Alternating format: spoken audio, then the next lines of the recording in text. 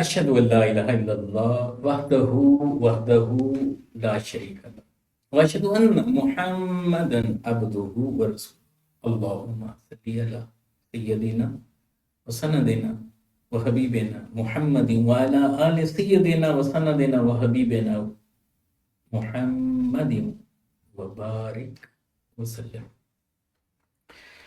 قرآن مجید کا عمومی تعارف یہ ہے کہ قرآن مجید کی 114 صورتیں ہیں۔ قرآن مجید کی 7 منزلیں ہیں۔ قرآن مجید کے 30 پارے ہیں۔ معروف روایات کے مطابق قرآن مجید کے 540 رکوع ہیں، اور بعض نے 558 کی تعداد کو بھی لکھا ہے۔ تقریباً 6500 سے زائد آیات ہیں۔ عمومی طور پر طلباء کو سمجھانے کے لیے تقریباً 6666 آیات کا تذکرہ کر دیا جاتا ہے۔ آج کے اس اہم پروگرام میں ہم اس نقطے کی طرف توجہ کو مبذول کرائیں گے کہ قرآن مجید کی صورتیں، ان کا ٹائٹل اور یہ خود صورتوں کی تعداد یہ کب سے ہے، اور قرآن مجید کے پارے یہ کب بنے۔ تو یہ نقطہ ذہن نشین رکھیں کہ قرآن مجید کی 114 صورتیں یہ حضور علیہ الصلوۃ والسلام کے مبارک عہد میں تھیں، یعنی سید عالم صلی اللہ علیہ وآلہ وسلم کے عہد میں بالکل 100% شورٹی کے ساتھ یہ بات واضح طور پر ہمیں ملتی ہے کہ 114 صورتیں تھیں، اور ہر ایک سورت کا ایک اپنا مقام تھا۔ قرآن کی سب سے بڑی سورت سورہ البقرہ، سب سے چھوٹی سورت سورہ الکوثر۔ اب صورتوں کے جو نام ہیں یہ بھی وہاں واضح تھے، حتیٰ کہ بعض صورتوں کے نام ایک سے زیادہ بھی تھے، جیسے سورہ فاتحہ کے کئی نام ہیں، فاتحۃ الکتاب، سورہ حمد۔ اسی طرح سے جیسے سورہ توبہ ہے، اس کا دوسرا نام سورۃ البراۃ بھی ہے۔ اسی طرح سورہ المائدہ ہے، اسے سورۃ العقود بھی کہتے ہیں، یعنی کئی صورتوں کے کئی نام بھی ہیں۔ پھر دلچسپ بات یہ ہے کہ سورہ البقرہ اور سورہ آل عمران کو الزہراوین بھی کہا جاتا ہے۔ اس طرح سے سورۃ الفلق اور سورۃ الناس کو معوذتین بھی کہا جاتا ہے۔ اور کچھ صورتیں ایسی ہیں قرآن مجید کی 5 صورتیں جن کا آغاز حامیم سے ہوتا ہے۔ ان صورتوں کو ہم آل حامیم یا حوامیم بھی کہتے ہیں۔ یہ جو صورتوں کے نام ہیں یہ بڑے دلچسپ ہیں۔ قرآن مجید کی عمومی طور پر جو صورتیں ہیں اس میں جو صورت کو ٹائٹل دیا گیا ہے وہ اس صورت کا کوئی نہ کوئی لفظ ہے، مگر یہ ذہن نشین رکھ لیں کہ لازمی نہیں ہے کہ جو صورت کو ٹائٹل دیا جائے اس ٹائٹل کے نیچے وہی سارا مضمون، یعنی ایسا بھی نہیں ہے کہ جو ٹائٹل میں نام دیا گیا ہو وہ چیز اس صورت میں نہ ہو، نہیں، وہ اس صورت میں ہوتی ہے۔ قرآن مجید ایک کتاب ہے، قرآن مجید ایک کتاب ہے، مگر عام کتابوں جیسی نہیں۔ کتاب میں جو کچھ ہوتا ہے وہ قرآن میں ہے، مگر قرآن میں جو کچھ ہے وہ دنیا کی باقی کسی کتاب میں نہیں ہے۔ کتاب میں چیپٹرز ہوتے ہیں، قرآن میں چیپٹرز بھی ہیں۔ کتاب میں مختلف مضامین ہوتے ہیں، قرآن میں مضامین بھی ہیں۔ مضامین کے جملے بھی ہوتے ہیں، قرآن میں وہ جملے بھی ہیں، مگر جو قرآن میں ہے وہ کسی کتاب میں نہیں ہے۔ یعنی آپ دیکھیں کہ قرآن مجید کے چیپٹرز کو لے لیں، آپ انہیں سورت کہہ لیں۔ جب آپ قرآن مجید کی کسی سورت کو لیتے ہیں تو جیسے چیپٹر نیم ہوتا ہے تو قرآن میں چیپٹر کا نیم بھی ہے، سورت کا عنوان بھی ہے، مگر جس طرح سے کسی عنوان کے تحت ڈیٹا اکٹھا کر دیا جاتا ہے، قرآن میں وہ چیز نہیں ہے. تو کتاب ہے، کتاب والی چیزیں موجود ہیں، مگر جو قرآن میں ہے نا وہ انداز عام کتابوں جیسا نہیں ہے، بڑا خاص ہے، بڑا اس میں اٹریکشن ہے. مثلا آپ دیکھیں قرآن کی سب سے بڑی سورت 40 رکوع پر مشتمل ہے، سورہ البقرہ. البقرہ گائے کو کہتے ہیں. تو اس میں گائے کے حوالے سے ایک واقعہ موجود ہے، مگر اس پوری باقی صورت کے اندر دیکھ لیں وہاں گائے کا نام و نشان بھی نہیں ملے گا. ایسے ہے نا. اسی طرح مختصر ترین صورتیں بھی ہوں، جیسے سورہ اخلاص، اس میں عقیدہ توحید کا پورا مضمون ہے، سورہ توحید بھی کہتے ہیں، مگر اس کا آغاز رسالت سے ہو رہا ہے. قل هو اللہ احد، حبیب آپ فرما دیں. تو آقا علیہ السلام کا پہلے ذکر، پھر آگے مضمون توحید ہے سارا. تو اس طرح کی چیزیں بھی ہیں. تو اس میں ایک نقطہ ذہن میں رکھیں کہ ایک ہوتا ہے کتابی انداز، نصابی انداز، ایک ہے لیکچر روم کا انداز. مثلا آپ لیکچر لینے گئے ہیں، کلاس روم میں بیٹھے ہیں، تو وہاں آپ کے پروفیسر آئیں گے، آپ کے سر آئیں گے، ٹیچر آتا ہے، تو جیسے ہی آتا ہے تو ایک مخصوص انداز میں لیکچر کو ڈیلیور کرتا ہے. تو اس میں آپ کو نا اس وقت بڑی ٹائٹ پوزیشن میں بیٹھنا پڑتا ہے، پوری کنسنٹریشن دینی پڑتی ہے، پوری توجہ اور انہماک رکھنا پڑتا ہے. آپ لیکچر کو پوری دھیان سے، گیان سے، توجہ اور انہماک سے سنتے ہیں، وائٹ بورڈ پر نگاہ رکھتے ہیں، ایک ایک چیز کو پیک کر رہے ہوتے ہیں. بڑا ٹف ٹائم ہوتا ہے، ایک کے بعد دوسرا لیکچر، دوسرے کے بعد تیسرا لیکچر، تیسرے کے بعد چوتھا. انسان تھک جاتا ہے. لیکن ذرا سوچیں، جب آپ کینٹین پر بیٹھے ہوتے ہیں تو وہ دوستوں کے ساتھ بیٹھے ہوتے ہیں، فرینک ہوتے ہیں، جب وہاں گپ شپ کر رہے ہوتے ہیں، کلاس روم میں زیادہ مزہ آتا ہے یا کینٹین پر دوستوں کے ساتھ گپ شپ کرتے ہیں؟ تو ڈیفینیٹلی یقینی بات ہے کہ دوستوں کے ساتھ جب ہم گپ شپ کرتے ہیں، ابھی کرکٹ کی بات شروع ہو گئی ہے، پاکستان کی ٹیم آؤٹ ہی ہو گئی ہے، یہ اس سے باہر ہی نکل گئی ہے، بڑی بات ہے، کوئی کام بھی نہیں ہے انہوں نے. اچھا ابھی یہ بات کرکٹ کی ہو رہی تھی، اچانک اچھا آج کل کون سا ڈرامہ چل رہا ہے؟ ہاں نہیں یار، رمضان المبارک کا مہینہ چل رہا ہے، ڈرامے نہیں دیکھ رہے. اچھا شام پلان بناؤ بھی، تاریخ کے بعد پیزا کھانے چلیں گے. اب بیٹھے بیٹھے آپ دیکھیں، نہیں یار اسائنمنٹ بھی میں نے ابھی تیار کرنی ہے. اب بتائیں یہ جو ماحول ہوتا ہے جس میں آپ باتیں کر رہے ہوتے ہیں، یہ مزے کا ہے یا کلاس روم میں ایک ٹاپک اسی پر پوری ڈیٹیل اور خشک باتیں کہیں کہیں جا کے ہنسنے کو موقع ملے؟ تو یقیناً یہ جو دوستانہ انداز ہے، یہ قرآن مجید کا نا پورا انداز بڑا فرینکلی ہے. ابھی اللہ تعالیٰ کی تعریف شروع ہو جائے گی، ابھی اس کے رحمان اور رحیم ہونے کی بات ہوگی، یکدم قیامت کی بات آ جائے گی، پھر بندے کو دعا سکھائی جائے گی. کبھی آپ دیکھیں جہنم کی بات آ جائے گی، عذاب کا ذکر آ جائے گا، سزا کا ذکر آ جائے گا. اور اچانک ہی جب بندہ ایسے ڈر رہا ہوگا، خوف میں ہوگا، یک بار کی جنت کا ذکر شروع ہو جائے گا، خوشخبریوں کا ذکر شروع ہو جائے گا. لیکن ایسا لگتا ہے جیسے فرینکلی ماحول ہے، اللہ ہمارے بالکل دل کے قریب ہے،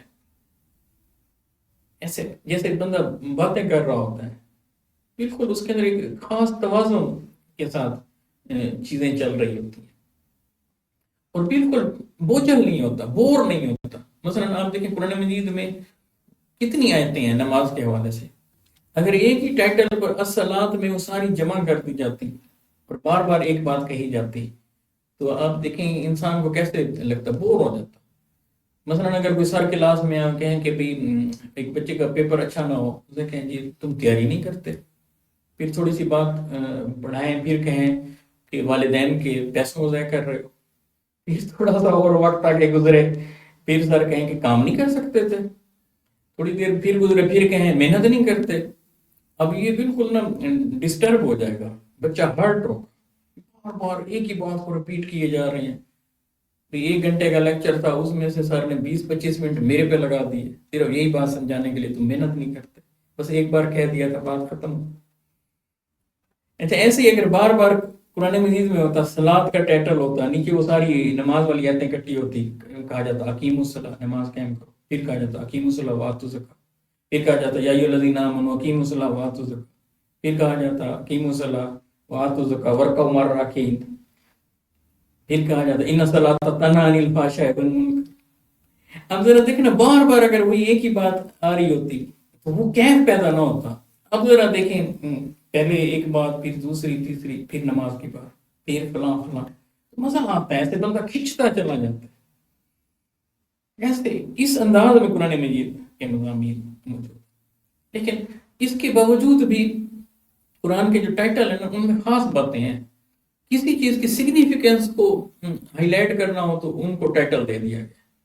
مثلا جب جانوروں کی کیئر کی طرف توجہ کو مبذول کرانا تھا تو سورہ انعام، آپ دیکھیں اس میں جانور، اس کا ذکر، چوپایوں کا ذکر۔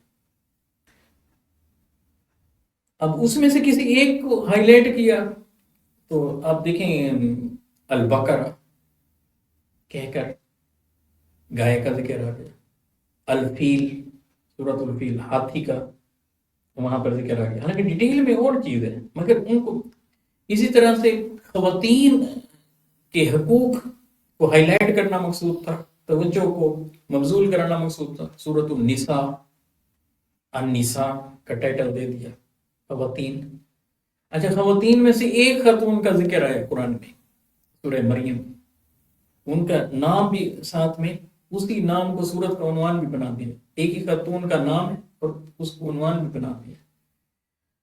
اسی طرح انبیاء کرام کی بات، ان کی ویلیو کو واضح کرنا تھا، ان کی اہمیت کو اجاگر کرنا تھا، سورۃ الانبیاء۔ اور پھر 6 پیغمبروں کے نام پر صورتیں بنا دی۔ حضور سید عالم صلی اللہ علیہ وآلہ وسلم کا قرآن میں 4 بار نام آیا، لفظ محمد، اس ایک نام کو، محمد کو، عنوان بھی دے دیا کہ اپنے محبوب مصطفیٰ علیہ السلام کے نام پر ایک صورت رکھ دی۔